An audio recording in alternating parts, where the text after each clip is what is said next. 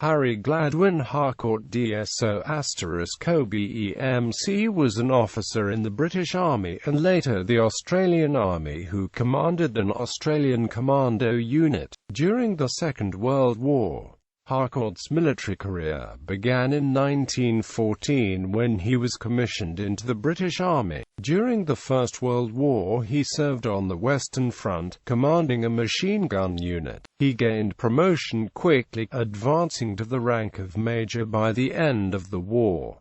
He also received a number of notable decorations. Later, Harcourt served during the Russian Civil War before emigrating to Australia in 1929.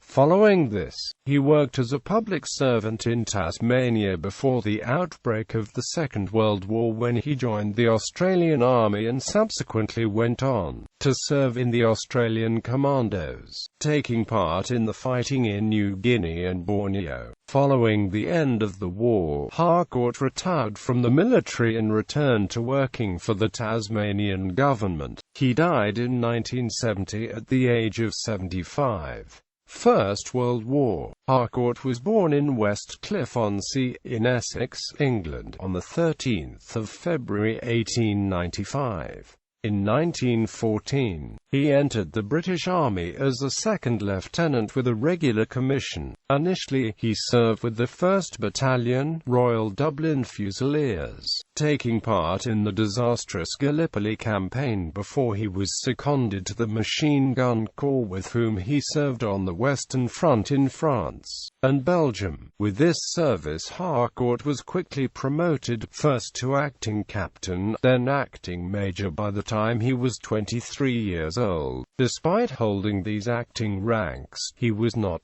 substantively promoted to lieutenant until mid-1918, although when it was announced his seniority was backdated to November 1917. At one point he held 3 different ranks: a substantive rank of second lieutenant, a temporary rank of lieutenant, and an acting rank of major. For his service during the war, Harcourt received a Distinguished Service Order, a military cross, and was mentioned in dispatches 3 times. He also received the French Croix de Guerre and the Legion d'Honneur.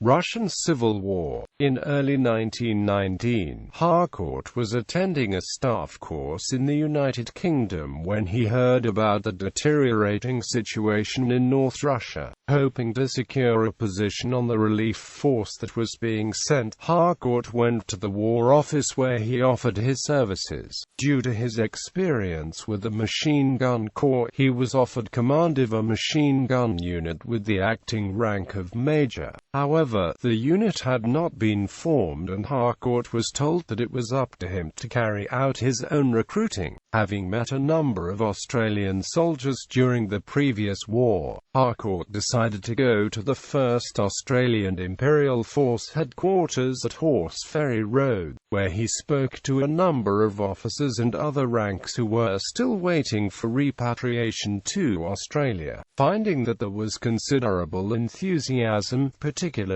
amongst the other ranks, Harcourt eventually arranged for the recruitment of between 400 and 500 Australians into the British Army for service in Russia, although in the end, only about 150 to 300 Australians completed the process. These men formed part of the North Russia Relief Force, which departed for Archangel in the SSR and Tsarina. Soon after landing in Archangel, in June 1919, the NRF began an offensive campaign designed to push the Bolshevik forces back so that the White Russian forces could carry out a withdrawal to Archangel. This offensive was initially focused upon the railways and river systems, and Harcourt was ordered to move his unit along the Archangel-Vologda railway line and to engage any Bolshevik forces encountered. By July they had reached Tobolskaya, about 100 miles south of Archangel and about 15 miles north from EMTSA, where they established a base from which further operations against the Bolshevik forward areas. At this time Harcourt was placed in command of a composite company made up of machine gunners, artillerymen and infantry country, which became known as Harcourt Force. The unit carried out patrols and probing raids in their area of operations, and Harcourt was tasked with planning an attack on Bolshevik positions around the MTSA.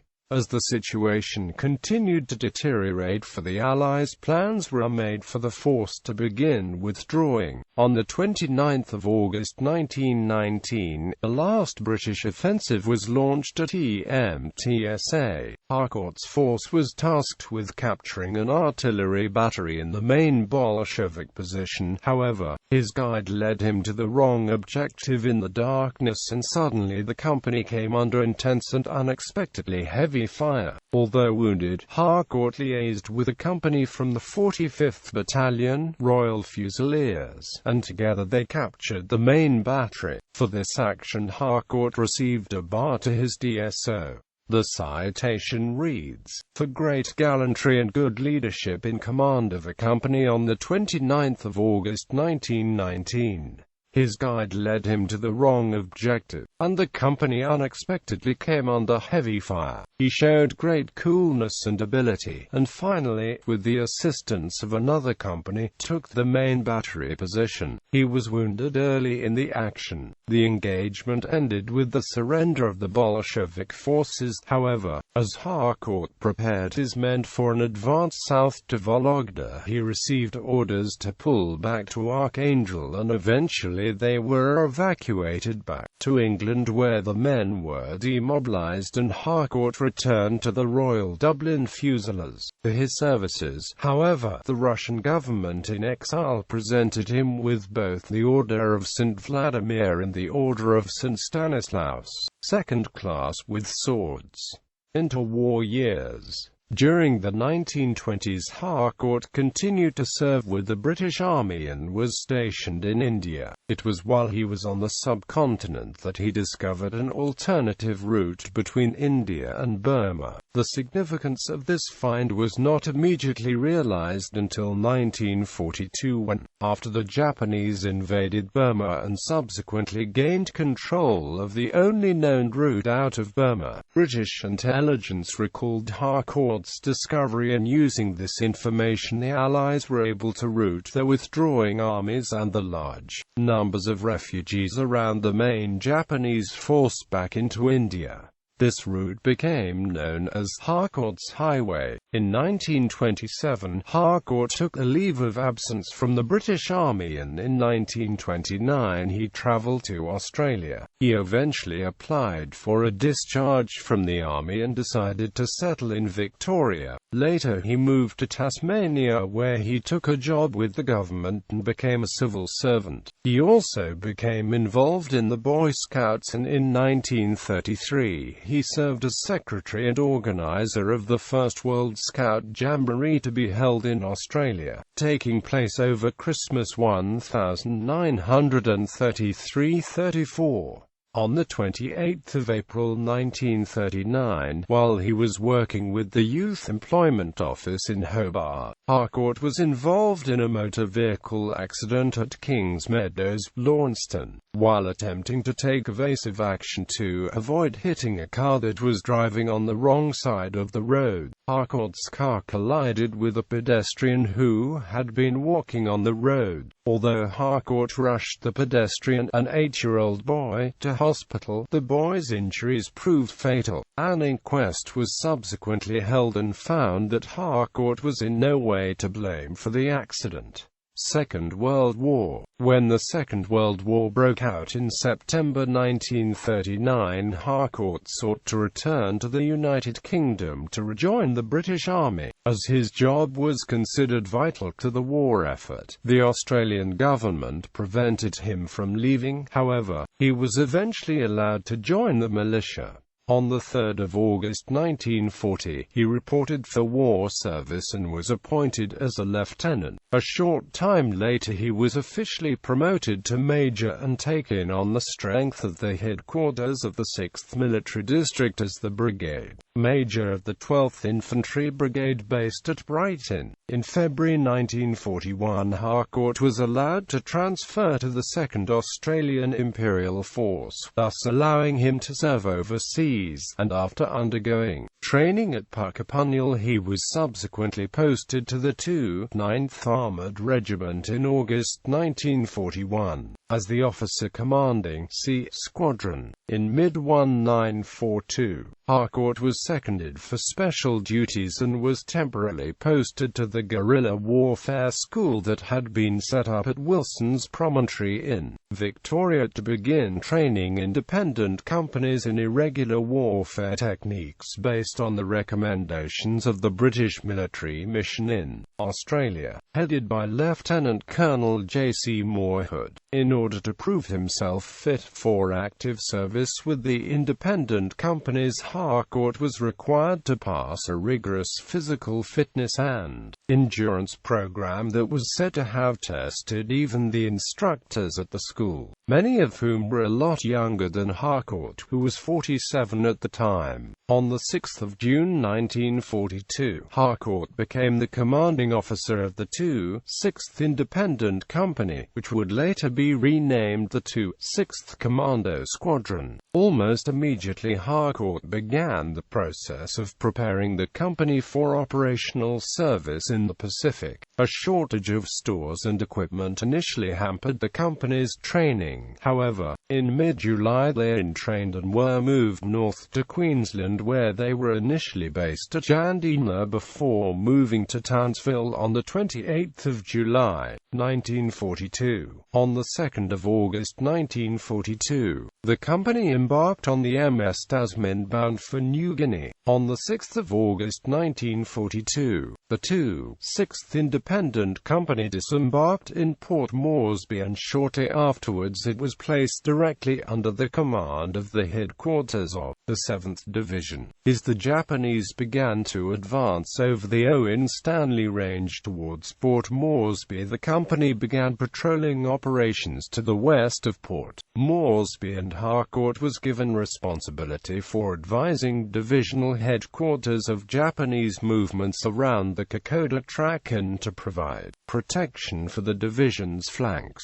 Later, in November and December 1942, the company fought alongside the 126th and 128th Infantry Regiments around Boona, where they were used mainly in the reconnaissance role, but also as assault troops where necessary. During this time, Harcourt reported directly to the 32nd Division's commander, Major General Edwin Harding, on the location of Japanese forces, as well as the progress and disposition of U.S. forces in the region. At the end of the fighting around Boona, Harcourt was decorated with the Silver Star for gallantry by General MacArthur, who later singled the 6th Independent Company out for special praise in his Order of the Day on the 9th of January 1943.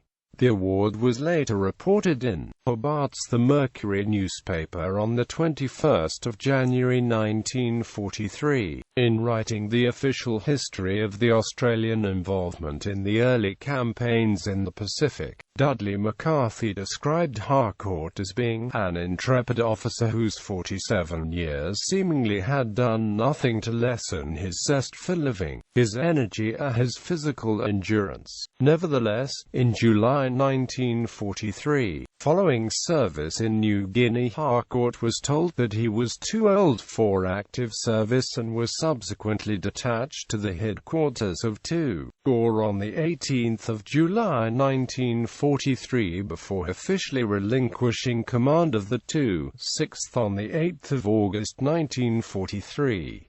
He was later transferred to the Jungle Warfare Training Centre at Canungra, in Queensland, where he served as a senior instructor and then late commanding officer of the 3rd Australian Reinforcement Training Battalion. In late 1944, Harcourt was able to secure a posting to the 7th Cavalry Commando Regiment, one of 3 Australian commando regiments that were set up to administer the independent companies, and he became the regimental second in command. In May 1945, Harcourt took part in the landing at Balikpapan after the regiment was committed to the fighting on Borneo late in the war. Following the end of hostilities in September 1945, Harcourt was repatriated to Tasmania, and on the 20th of November 1945 his appointment in the 2nd AIF was